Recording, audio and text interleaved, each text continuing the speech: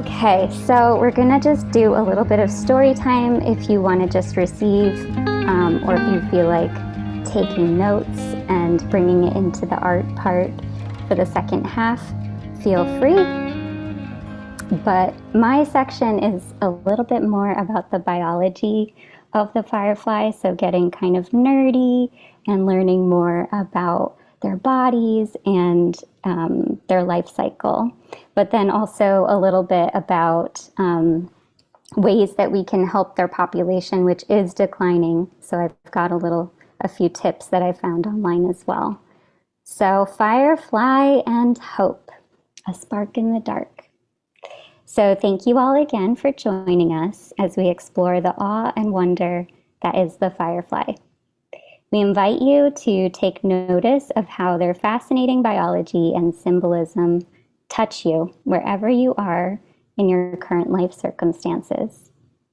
So let's just take a moment to breathe into wherever that is right now and allow it to be illuminated in ways we have yet to understand.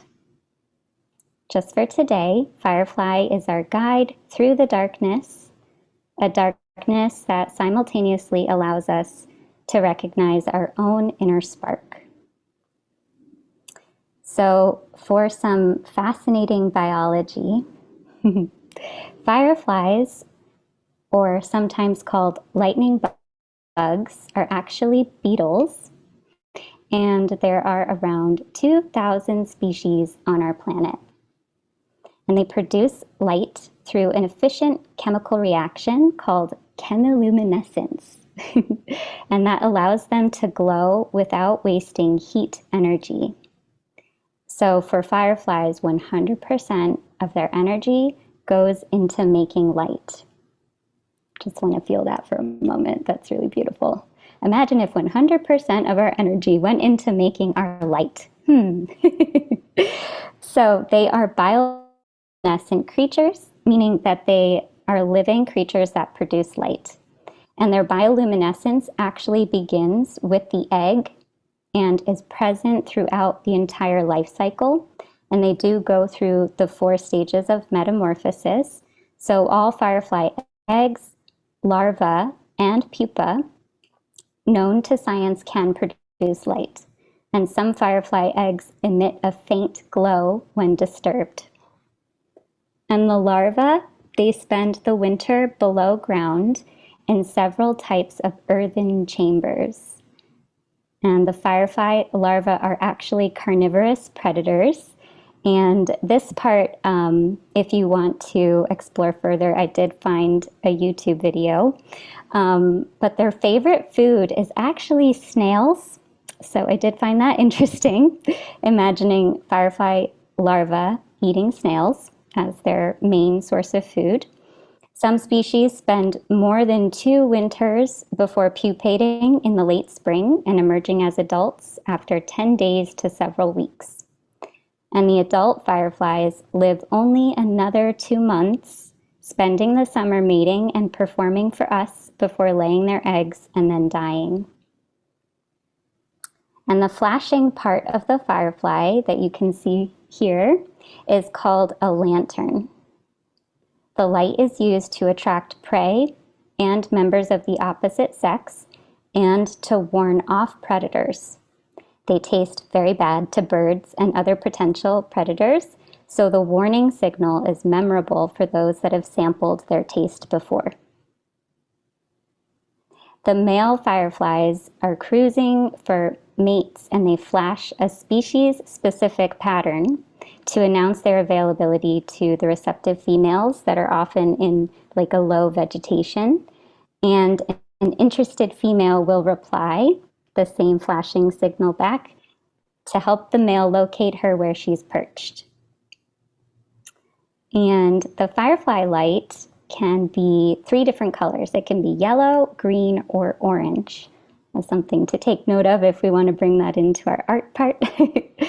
And then there's one more little fun fact: simultaneous bioluminescence, which you may have also seen videos of. You might look this up. It only occurs, as far as we know, in 2 places in the world, in the Southeast Asia and the Great Smoky Mountains National Park. So if you ever wanted to venture to see them all laid up, I know in the Great Smoky Mountains you can do that in the spring. So this information is brought from thoughtco.com, and I want to just give us a few more ways that we can help the population. So the main reason that the population is declining is from the tourism, actually. So we want to tread carefully, and also light pollution is happening as well. So from a website called In Defense of Animals, they have 8 ways that we can help from our own backyard. So you can turn off porch and other outdoor lights because light pollution is one of the major contributors.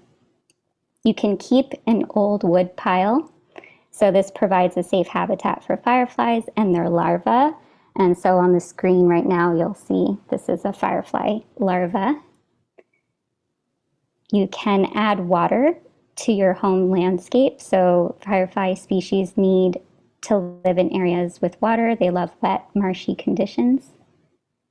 Number 4 is avoid pesticides. They are harmful to fireflies and other insects, including bees. Number 5 is to plant native trees.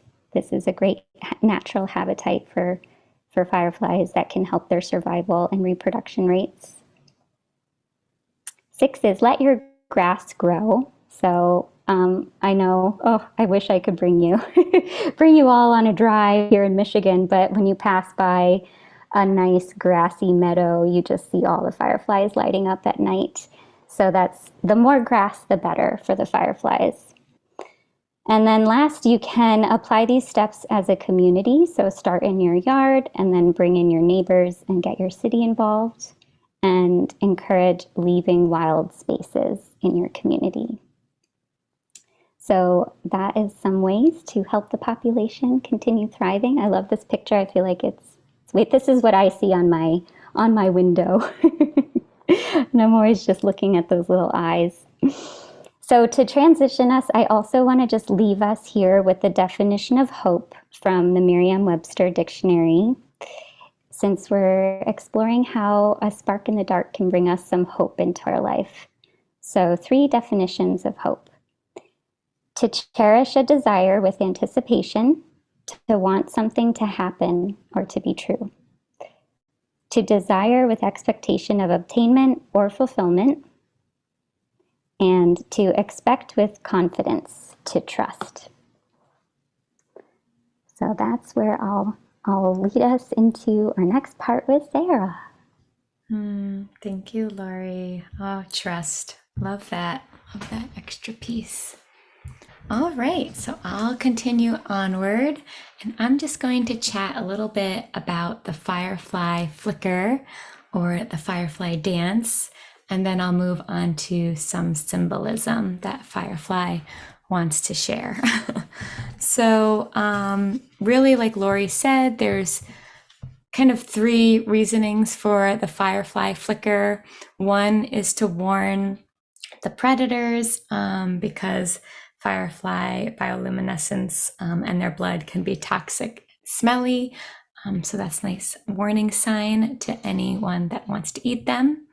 And then the second reasoning for the flicker is for mating. And like Lori said, every species of firefly has a different pattern, and that's how the females know what species to mate with, depending on the type of pattern. And that's actually really important because if they go to the wrong species, they're also predators to each other. So really that call and response is a huge communication piece with that spark and that lighting. And actually there's publications about all the different types of patterns for the mating or even the flight paths and the flickers. It dates all the way back to 1966 from Lloyd from the University of Michigan. And he has a whole publication, I think about 10 different patterns, but I'll just talk about a few that seemed interesting or that you might already know of. So there's the J pattern, flight path, where there's 2 slow flashes, and then there's an upward motion on the second flash by the firefly, and then the female repeats that. There's the bob, which is like 0.7 seconds of flashes, and they start and end like kind of like a jump, like bobbing. Then there's the zigzag, that's 4 to 9 quick flashes. And then there's some other patterns that have longer flashes and different kind of movements. So I found that fascinating with really dissecting the rhythm and how these different species communicate with each other, and don't get lost with all the other flickering that's going around with the different species around them of firefly. And then the last type, well, I guess before that, it also helps because the females are low to the ground. So the flickering kind of helps them find the females, and that intermittent darkness, rather than just flickering a whole bunch, can be really helpful. So they can communicate with each other and find each other, kind of like a little talk between each other. And then the last type of flickering, like Lori said, is in specific parts of the world, one being the Great Smoky Mountains, called the Firefly Display. And there was different observations to this of why this could be happening. Why are all the fireflies synchronizing with each other? And basically what they have found is that it's a social behavior, like a ripple effect. They can flicker at the same time, or just kind of like a wave of flickering. And what scientists found is when they take a firefly of that species and isolate it, that firefly just randomly flickers. It doesn't continue to synchronize with the others. And if they had 10 or 15 fireflies, they still don't synchronize with each other. But if you put 20 or more of them together, they start to do this dance, also known as the firefly swarm. And they can even maintain the shape of a terrain while they're doing this. So there was a little quote, I won't quote word for word, but by physicist Orit Peleg of CU Boulder, talks about the firefly flash patterns being rhythmic and synchronized, just like our own bodies are, like how Lori and I talk how we are nature and we are here to become. He also talked about how it's like our heart flexing and contracting, or our neurons in our brains synchronizing and pulsing and doing these wave-like patterns, just like the firefly. So I thought that was a sweet way to internally and physically bring firefly even into our own bodies.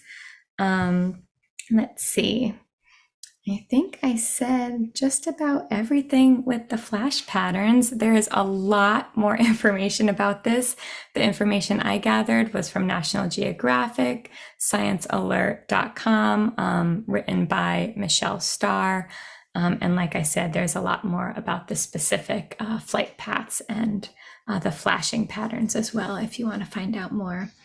So moving onward to our last storytime section is talking about the symbolism that Firefly provides us, and there's a plethora.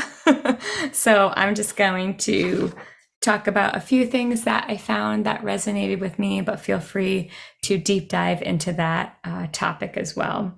Basically, Firefly is telling us to be intentional with who we are and surround ourselves with, and be deliberate with the circles that we keep, just like that firefly swarm, making sure you're synchronizing with the right flashes that you're with.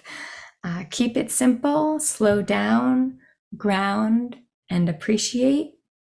Remember your self-generated light, no matter how small you feel. Firefly is telling us that we are not alone and we are all connected. Stay the course of your journey. Every little contribution counts. Be true to yourself. Don't be fooled by external appearances. And that comes from just the plain look of the beetle during the day, and then at night transforming into this magical nature being. Firefly symbolism also is telling us to honor natural rhythms. It's about communication, finding the wonder and magic in all things, nostalgia, innocence, belief in anything is possible, inspiration, creativity, hopes, and dreams. So, thank you, Firefly. And just kind of taking all those Firefly storytime bits with us into our next creative section. So our next section is going to be vocal play. And if you don't know what vocal play is, it's pretty simple.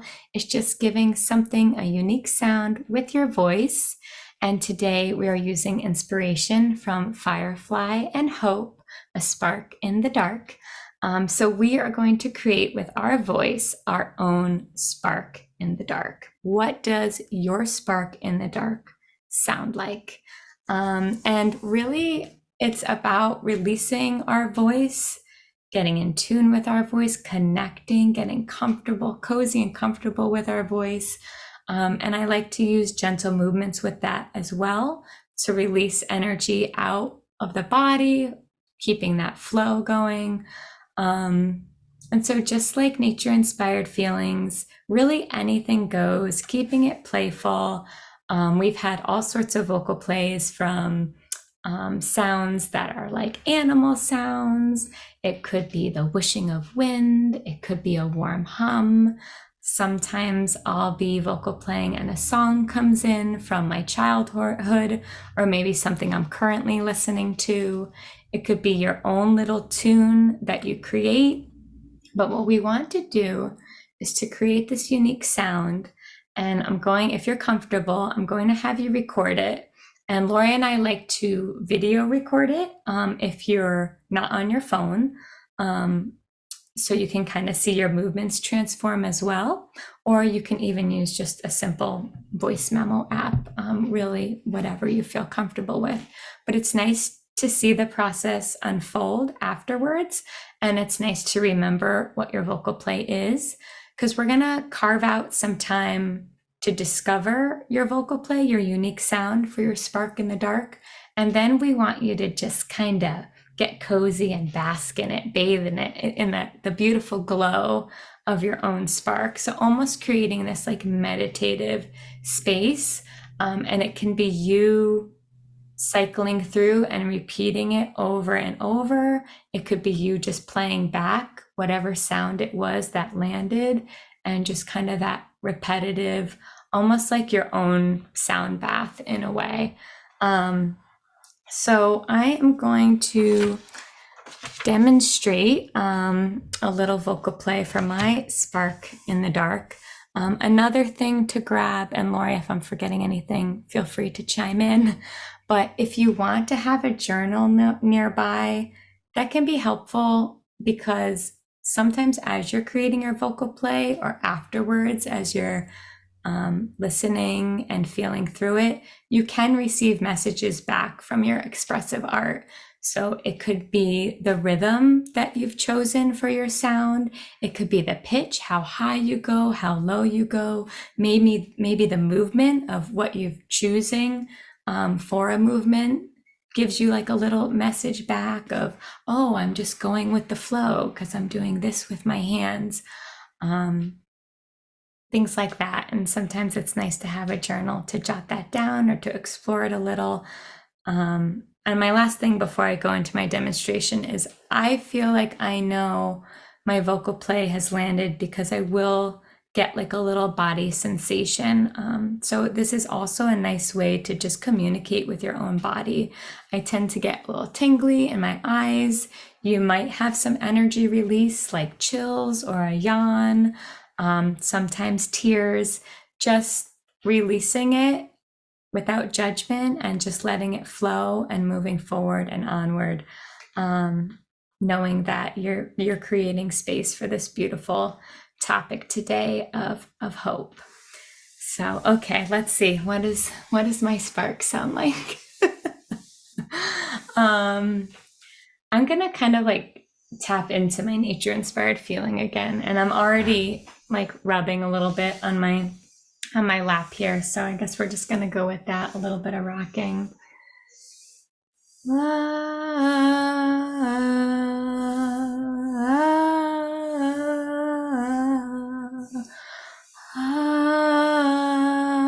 Dee, dee.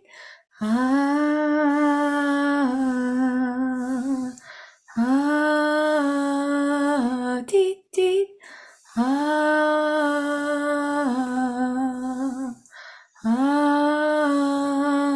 Dee, dee.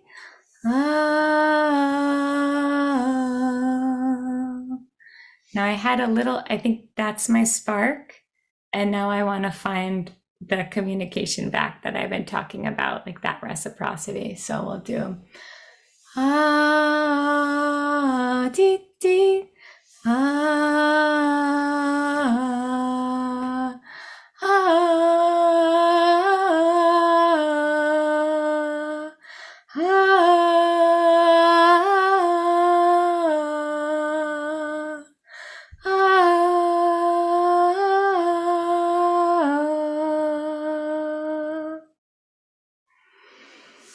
So I'm going to play around with that some more, but I want you all to get into your creative vocal play spaces. Enjoy.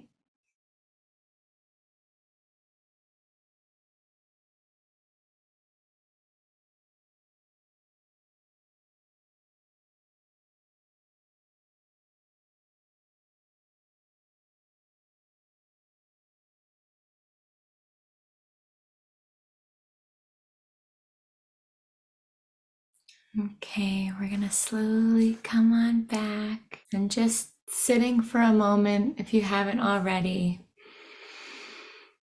Taking a breath and observing any sensations you might have in your body at this time. How does your body feel?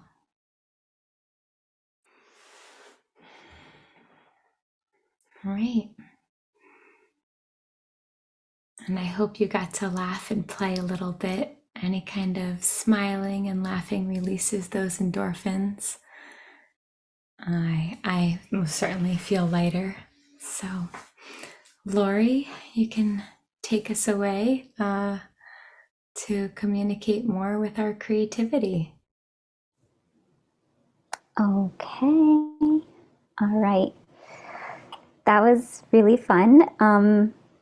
Yeah, we wanted to try something a little bit different today by doing vocal play first before moving into the art part because I recently had an experience with Sarah here in person and we did some vocal play together.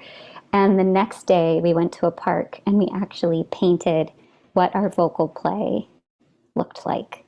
And it was so cool. And so I want to invite us to take whatever we discovered with our vocal play and feel into the vision of it. So you might want to come back and listen to it or just do it a few more times with the movements and the sounds.